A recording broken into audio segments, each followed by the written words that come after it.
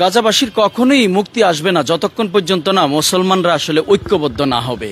মুসলমানদের কখনোই গাজাবাসীর বিজয় কখনোই আসবে না যতক্ষণ পর্যন্ত আমাদের একটা ঐক্য দৃঢ়তার সৃষ্টি না হবে। আসলে আপনি দেখেন আজকে মুসলমানরা সারা পৃথিবীতে নির্যাতিত নিপীড়ন হচ্ছে। আমরা কি দেখছি সেখানে ইসরায়েল কর্তৃক গাজাতে লক্ষ শত হাজার হাজার মানুষ গণহত্যা হচ্ছে, মৃত্যুবরণ করছে।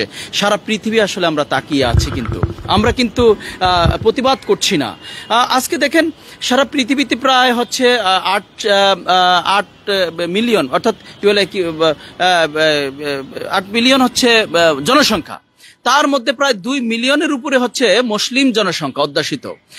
57টি ইসলামিক কান্ট্রি রয়েছে সারা পৃথিবীতে, অথচ মুসলমানদের মধ্যে কিন্তু একতা, ঐক্যবদ্ধ দৃঢ়তা নেই। আমরা দেখছি একটা বিভাজনের রাজনীতি সব জায়গায় আছে বলেই আজকে মুসলমানরা সব জায়গায় নিপীড়ন, নির্যাতিত হচ্ছে এবং হেরে যাচ্ছে। বিজয় আসছে না। আসলে দেখেন আজকে যদি আমরা মুসলমানদের এই বিজয় আনতে চাই, আজকে সবচেয়ে দুঃখের বিষয় হচ্ছে সৌদি আরবের মতো একটা রাষ্ট্র যখন ইসরায়েলকে সমর্থন করে, আমেরিকাকে সমর্থন করে, তখন নিঃসন্দেহে বলা যায় যে কিয়ামতের যে খুব বেশি দূরে নেই, তাই কিন্তু ইজিলি বলা যায়। আসলে তা আমরা বলতে চাই, দেখেন মুসলমানরা যখনই ঐক্যবদ্ধ হয়েছে, যখনই একত্রিত হয়েছে, তখনই কিন্তু বিজয় এসেছে।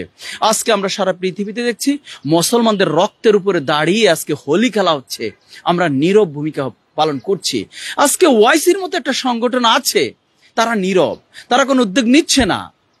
আমরা দেখছি আজকে সেখানে যা গণহত্যা হচ্ছে তা প্রায় অর্ধেকই হচ্ছে শিশু। একটা বিভৎসতা, সারা পৃথিবীতে মানবতা থমকে দাঁড়িয়েছে। আমরা যদি মানবিক বিশ্ব চাই, মানবিক একটা সুন্দর পরিচ্ছন্ন বিশ্ব চাই, তাহলে এই যে আমাদের ঐক্যবদ্ধভাবে সারা পৃথিবীতে শান্তি বজায় রাখার একটা প্রয়াস তৈরি করতে হবে। যতক্ষণ পর্যন্ত আমরা ঐক্যবদ্ধ না হবে, ততদিন পর্যন্ত আমাদের বিজয় আসবে না। আমি যদি ইতিহাসের কথা বলি, দেখেন যখনই মুসলমানরা ঐক্যবদ্ধ হয়েছে, একত্রিত হয়েছে, তখনই কিন্তু একটা বিজয় হয়েছে।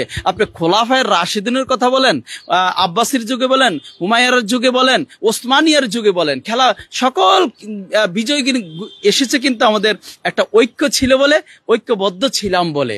তাই আমাদের বিশ্বাস, মুসলমানরা যদি ঐক্যবদ্ধ হয়, আজকে সারা পৃথিবীতে শান্তি শৃঙ্খলা বজায় ফিরে আসবে। এবং আমাদের আজকে এই যে দ্বিধা বিভক্তি, আমাদের আজকে এই দ্বিধা বিভক্তিগুলো আমরা দেখছি বিশেষ করে একটা হচ্ছে অর্থনৈতিক স্বার্থের কারণে, ভূ রাজনৈতিক স্বার্থের কারণে, শিয়া সুন্নি দ্বন্দ্বের কারণে। আমরা যেখানে 200 কোটি মুসলমান এক আল্লাহকে বন্দনা করি, নামাজে সেজদাতে এক আল্লাহর ইবাদত করি, সেখানে আমাদের শিয়া সুন্নির দ্বন্দ্ব, স্বার্থের দ্বন্দ্ব, অর্থনৈতিক দ্বন্দ্ব, ভূ রাজনৈতিক দ্বন্দ্বের কারণে আজকে মুসলমানরা নিপীড়ন, নির্যাতন, আজকে বিজয় আসছে না। তাই আমি বলছি, সকল দ্বন্দ্বে যখন এক আল্লাহকে আমরা বন্দনা করি, প্রার্থনা করি, এক আল্লাহর কাছে সেজদা করি, তখন কেন আপনার ইরাকের দ্বন্দ্ব ভাসবে, আপনার সৌদির সাথে ইরানের কেন দ্বন্দ্ব ভাসবে? এই দ্বন্দ্ব তো আমাদের আদর্শিক দ্বন্দ্ব না, আমরা তো এক আল্লাহর সেজদা করি।